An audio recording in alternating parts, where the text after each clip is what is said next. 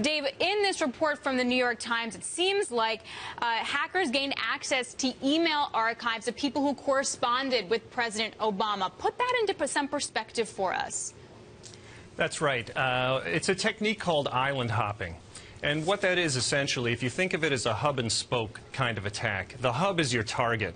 And essentially, if the hub has tight security or is a little more elusive a target, then you want to go after the spokes because those might have less security. They may be easier to get into. So that's what we're seeing. They are getting to the people, the entities that the White House communicates with, and taking advantage of that weaker security to get to the hub. Why don't we know more? It seemed like the White House was one of the first to say, hey, China responsible for that Sony hack, and now it's sort of zipped the lip. What's going on?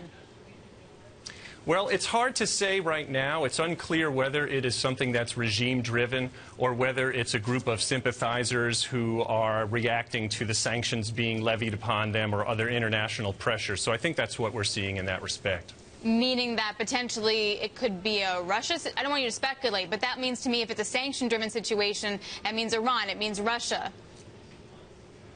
It's very open right now, and it's unclear where exactly that's coming from, yes. And talking about sanctions, according to reports from ABC, it looks like the U.S. is going to try and lobby sanctions against hackers.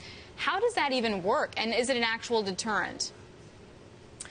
It's very hard at the moment because internationally the same rules don't apply in terms of attacks and responsibility and that sort of thing. So we can't just say that what applies here in the U.S. applies to everywhere else.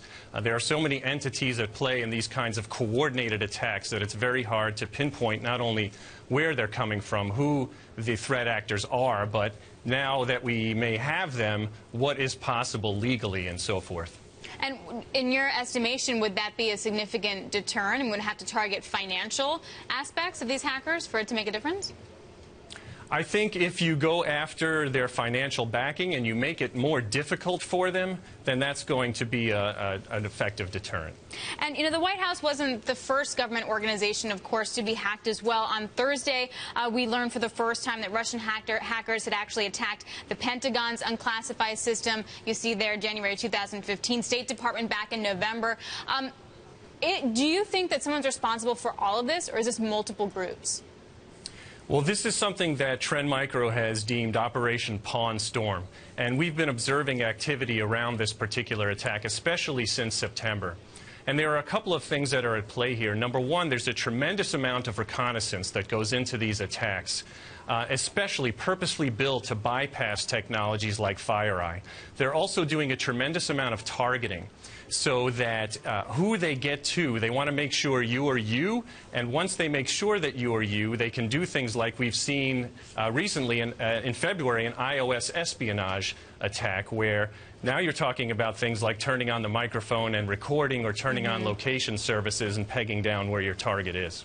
Is the U.S. doing the same? And we're also seeing it move. Sorry. I was going to say, Dave, is the U.S. doing the same thing? I mean, we were talking about Iran, possible Russia. Are we doing the same thing elsewhere? Are we doing what exactly? In terms of hacking? I mean, are we trying to infiltrate other governments just as much as we are being infiltrated?